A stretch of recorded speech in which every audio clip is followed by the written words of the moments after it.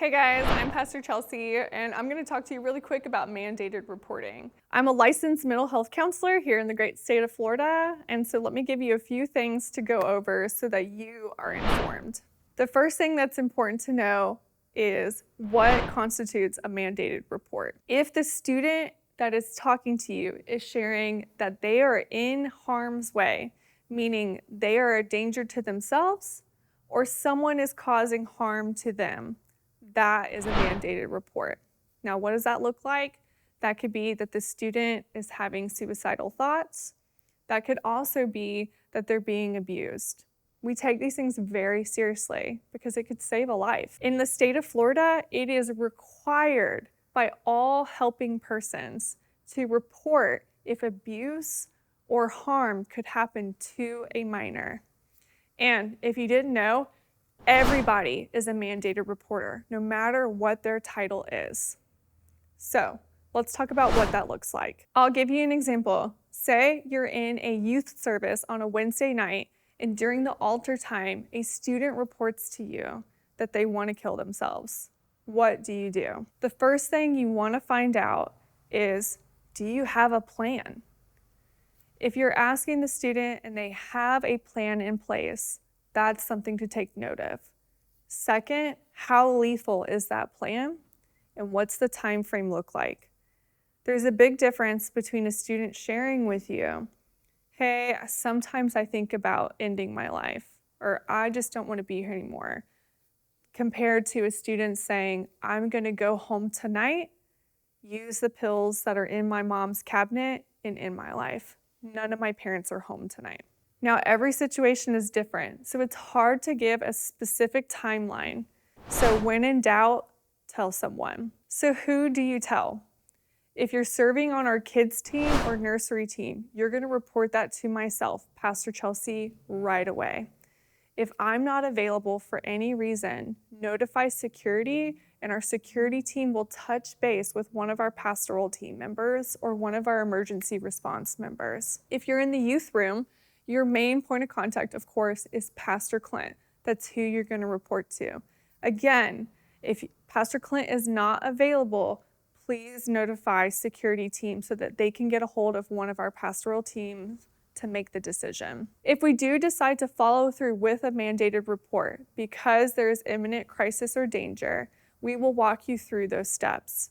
You can do it online through DCF website, or you can call it in through the hotline, 1-800-ABUSE.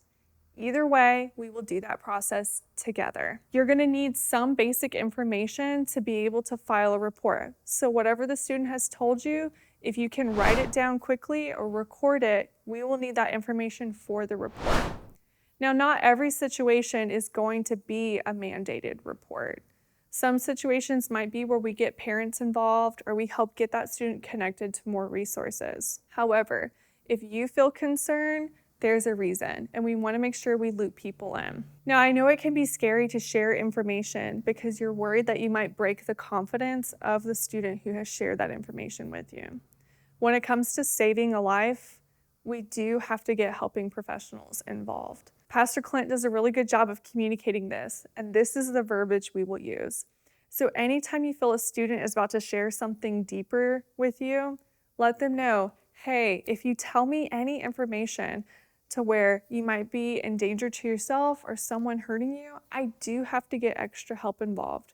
We love you and we are willing to take the next steps to walk this out with you so that you're safe and cared for. You being here tomorrow matters to me.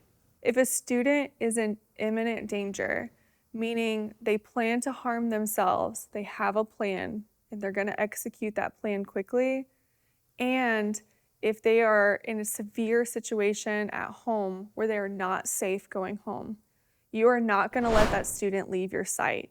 You're going to walk with that student to a helping person such as Pastor Clint, myself, or one of our security members until we can connect them with the appropriate level of help.